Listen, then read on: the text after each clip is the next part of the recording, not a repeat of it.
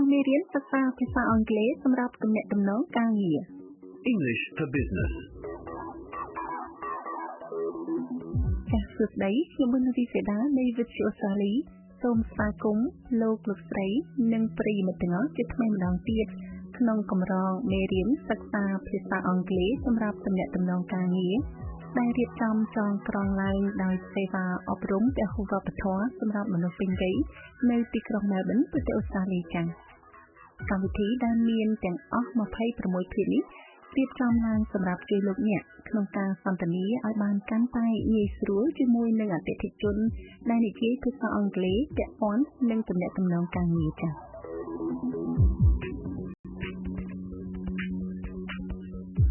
មេរៀនទី13ការធ្វើបទបង្ហាញ Lesson 13 A Presentation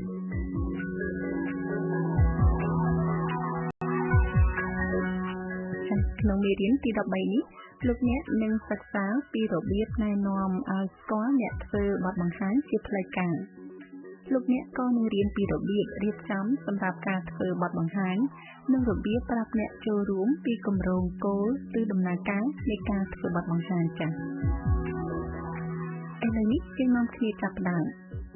ចាស់ថ្ងៃនេះគឺជាព្រឹកថ្ងៃអង្គារ Douglas, Caroline, Harvey និង Victoria កំពុងតែជួបប្រជុំជាមួយអ្នកស្រីលៀននិងលោកឡប់ដែលជាស្វាមីដើម្បីបង្ហាញពីតម្រូវការនៃទំនាក់ទំនងដៃគូរវាងអ្នកស្រីលៀននិងលោកឡប់ជាមួយនឹងក្រុមហ៊ុន Hale និង Harty Leanne and Locke, I'd like to formally welcome you to this meeting and thank you for giving us your time today. លោកស្រីលៀននិងលោកឡុកខ្ញុំសូមស្វាគមន៍ជាផ្លូវការនិងអរគុណណាស់ដែលបានចំណាយពេលអញ្ជើញមកចូលរួមក្នុងកិច្ចប្រជុំនៅថ្ងៃនេះ Now without further ado,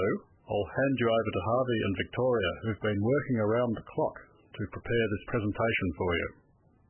ឥឡូវនេះដើម្បីកុំឲ្យខាតពេលខ្ញុំសូមប្រគល់តួនាទីនេះទៅឲ្យ Harvey និង Victoria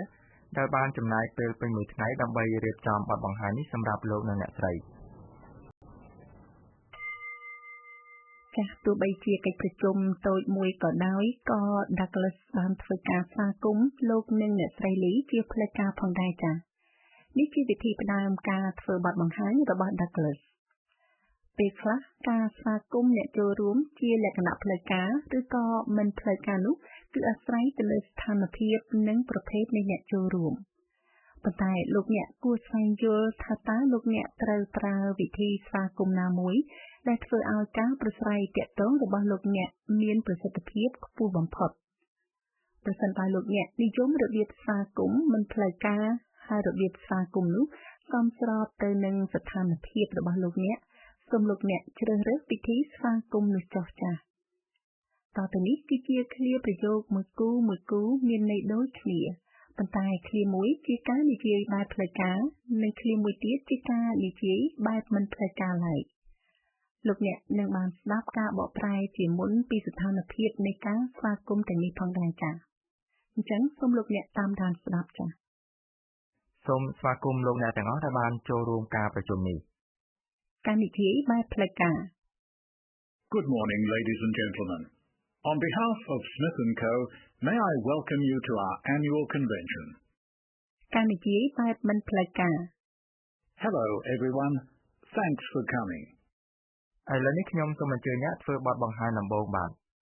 ការនិយាយបែបផ្លូវការ And now, without further ado, I'll hand you over to our first presenter, George David. ការនិយាយបែបមិនផ្លូវការ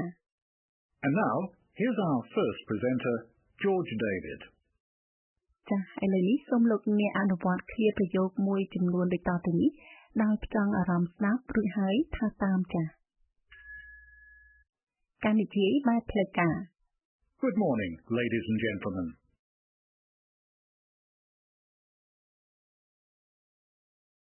On behalf of the company,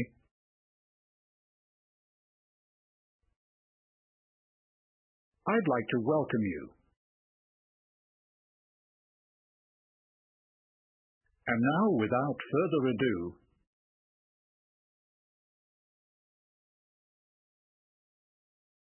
I'll hand you over to our first speaker.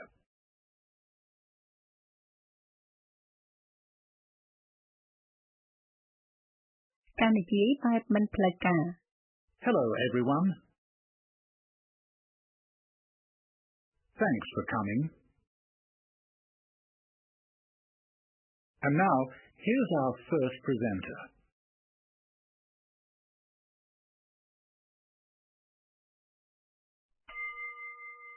Chào mừng quý vị đến với kênh Mêត្រី ការជ្រើសរើសរបៀបស្វាគមន៍គឺជាផ្នែកមួយនៃការរៀបចំធ្វើបទបង្ហាញតែប៉ុណ្ណោះ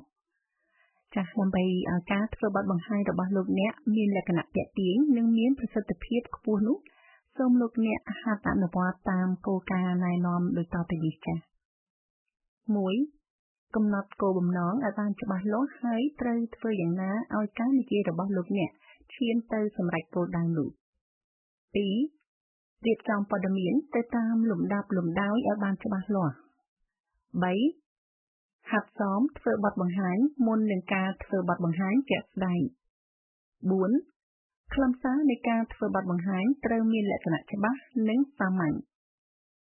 5. រៀបចំកត់ត្រាខ្លឹមសារគោលលើក្រដាស់ដើម្បីកុំឲ្យនិយាយចាកប្រធានបទប៉ុន្តែលោកអ្នកមិនត្រូវអានតាមកំណត់ត្រានោះរហូតនោះទេ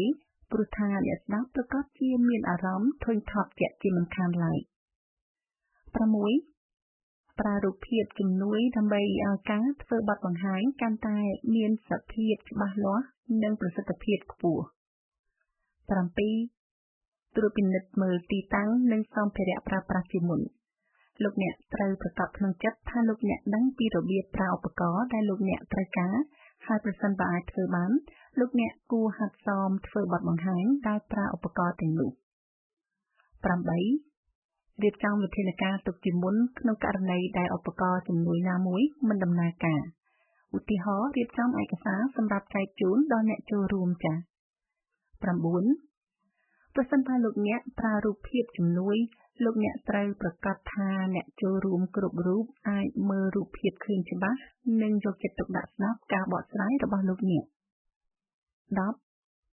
ត្រៀមចម្លើយជាមុនសម្រាប់សំណួរផ្សេងៗដែលលោកអ្នកស្មានដឹងថានឹងមានការលើកឡើងពីអ្នកចូលរួម 11. សូមអនុវត្តធ្វើបទបង្ហាញនៅ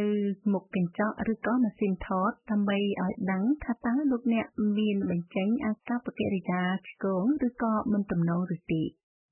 12. សូមស្លៀកពាក់ទៅតាមស្ថានភាពនៃការធ្វើបទបង្ហាញចាស់ប្រសិនបើលោកអ្នកមិនច្បាស់ការស្លៀកពាក់បែបផ្លូវការបន្តិចជាការប្រសើរជាងការប្រើសម្លៀកបំពាក់មិនសមគួរចា៎លោកអ្នកនាងកញ្ញាព្រមទាំងក៏យ៉ាងមិត្តទាំងអស់កំពុងស្ដាប់កម្មវិធីសិក្សាភាសាអង់គ្លេសសម្រាប់ទំនាក់ទំនងការងារផលិតឡើងដោយវិទ្យុអូស្ត្រាលីមេរៀនទី 13 ការធ្វើបទបង្ហាញ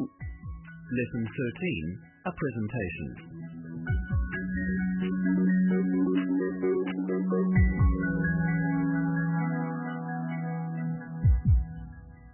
ចា៎ឥឡូវនេះសូមលោកអ្នកចង់អារម្មណ៍ស្ដាប់ឃ្លានិងប្រយោគថ្មីៗទៀតនៅពេលដែលបទសន្ទនាបន្តទៀតដោយមានការបកប្រែជូនចា៎ Thanks, Douglas. As you know, I'm Harvey, Chief Purchasing Officer. Our aim today is to give you an idea of what a partnership with Hale & Harty involves. សូមអរគុណ Douglas ដោយលោកនិងអ្នកស្រីបានជ្រាបហើយខ្ញុំឈ្មោះ Harvey ជាប្រធានផ្នែកទិញទំនិញគោលបំណងរបស់យើងថ្ងៃនេះគឺធ្វើការបង្ហាញជូនលោកនិងអ្នកស្រីនៅការងារដែលត្រូវធ្វើ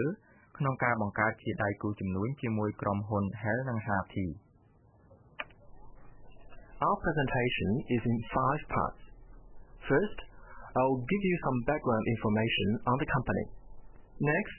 Victoria will take you through the marketing process. បទបង្ហាញរបស់យើងចែកចេញជា5ផ្នែកជាដំបូងខ្ញុំនឹងជម្រាបជូននៅព័ត៌មានខ្លះៗពាក់ព័ន្ធទៅនឹងប្រវត្តិរបស់ក្រុមហ៊ុនបន្ទាប់មក Victoria នឹងនិយាយអំពីដំណើរការទីផ្សាររបស់យើង Thirdly, I'll talk projected figures, and then Caroline will talk about what a partnership with Hale & Harty entails. នៅផ្នែកទី3ខ្ញុំនឹងនិយាយពីតួលេខប៉ាន់ស្មានហើយបន្តមកទៀត Caroline នឹងនិយាយអំពីកិច្ចការដែលត្រូវធ្វើដើម្បីបង្កើតដៃគូជំនួញជាមួយក្រុមហ៊ុន Hale & Harty. And finally, we'll have questions and answers but if you need to ask anything, feel free to interrupt. ហើយជាចុងបញ្ចប់គឺជាវគ្គសំណួរនិងចម្លើយប៉ុន្តែលោកនិងអ្នកស្រីក៏អាចបង្អាក់បទបង្ហាញនៅពេលណាក៏បានដែរ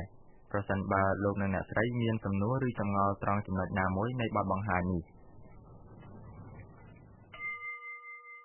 ការបញ្ជាក់នូវគោលបំណង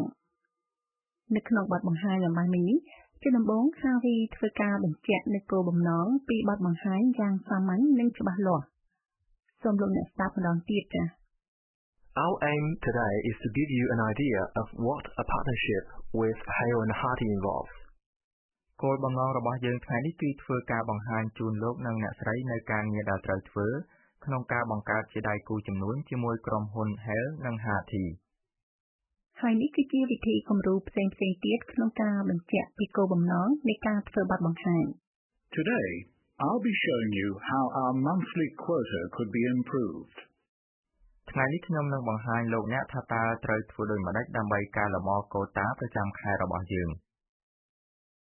This presentation will act as a springboard for a forum on cost cutting.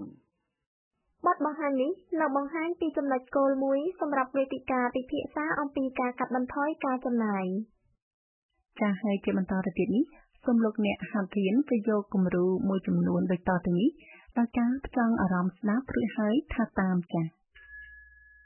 Our aim today is to give you an idea of what a partnership entails.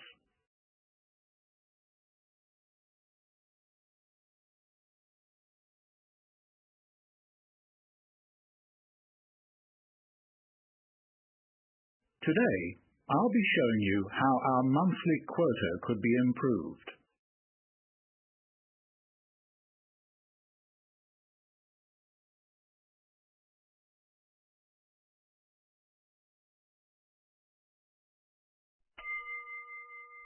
លោកអ្នកនាងកញ្ញា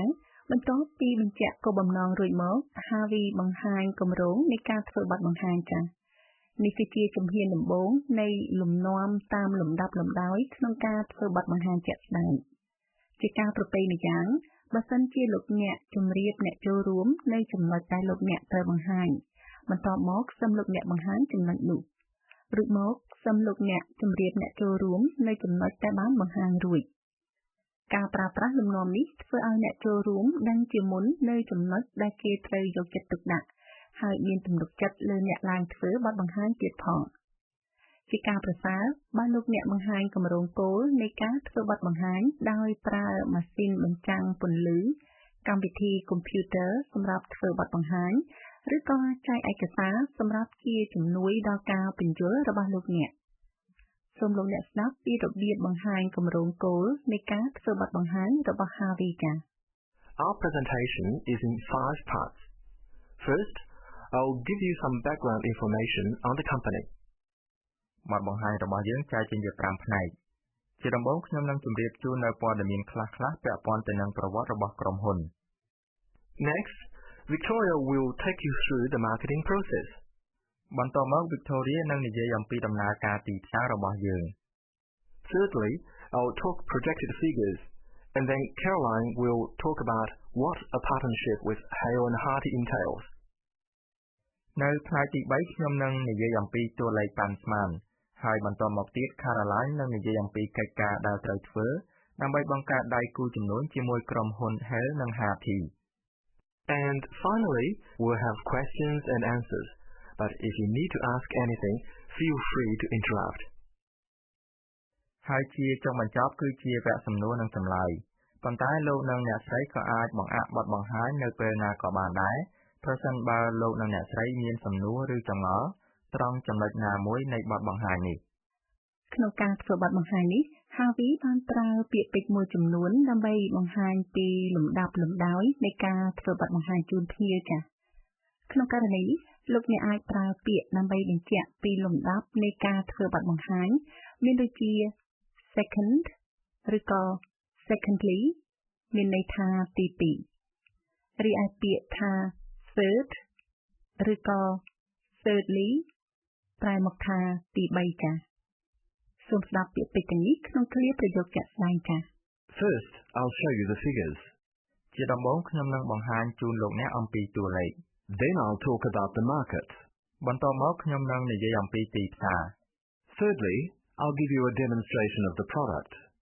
នៅផ្នែកទី3ខ្ញុំនឹងនិយាយអំពីការតាំងបង្ហាញផលិតផល After that, I'll take you through our future vision. បន្ទាប់មកទៀតខ្ញុំនឹងនិយាយអំពីចក្ខុវិស័យនៅពេលអនាគតរបស់យើង And finally, I'll discuss the viability of the project. ហើយនៅចុងបញ្ចប់យើងនឹងពិភាក្សាអំពីលទ្ធភាពដែលនាំទៅរកភាពជោគជ័យនៃគម្រោងការងារ ចាស់ឥឡូវនេះសូមលោកអ្នកថាតាមពាក្យពេចន៍ទាំងនេះក្នុងឃ្លាប្រយោគជាក់ស្ដែងតែម្ដងចាស់ First, I'll show you the figures.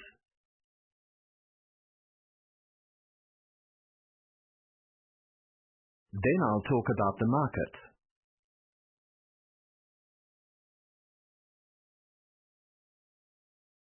Thirdly, I'll give you a demonstration of the product.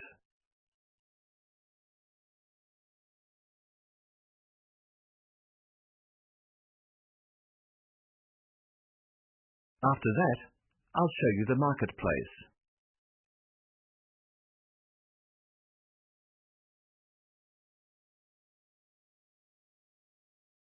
Finally, I'll take questions.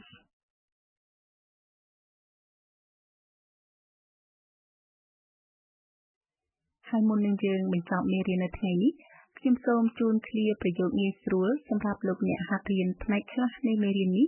រហូតដល់ពេលជួបគ្នាក្នុងមេរៀនលើកក្រោយទៀតចា៎ Firstly, I'll show it. Next, I'll tell it. After that, I'll take questions. And finally, I'll sell it. Firstly, I'll show it. Next, I'll tell it. After that, I'll take questions. And finally, I'll sell it.